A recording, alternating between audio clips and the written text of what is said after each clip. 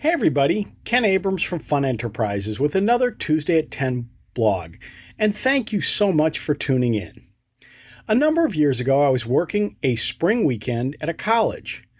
The weekend itself was not particularly memorable, or the event itself was not particularly memorable, but what made it interesting and unique was it was going to be the very last spring weekend for Bradford College. After graduation, a month or so later, the school was to shut down permanently. Back then, that was a rarity. Colleges, it seemed, never closed, never went out of business, never shuttered their doors. The last 7 years have seen a dramatic change in the landscape in higher education. Each year, it seems that more and more colleges, especially small colleges, are closing their doors, unable to sustain the financial wherewithal in order to continue to operate.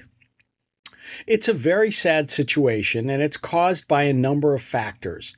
First of all, people years ago started having less kids.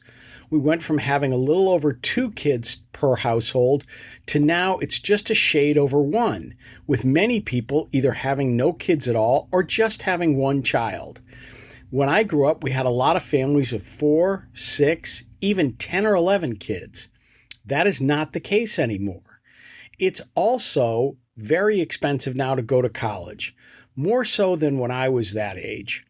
So people, families, and students are at times really wrestling with, should we or shouldn't we pay the cost to go to college? It means that that student may come out with a lot of debt.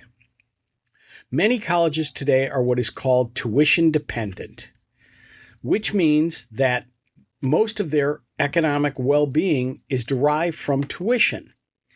That is not a particularly sustainable model for many colleges. You need to have a really good endowment, which helps cover a lot of the costs by simply using the interest from that endowment to pay for everyday expenses. Schools that don't have a large endowment do not have that option. So a lot of their money comes from tuition. Again, not a particularly sustainable model.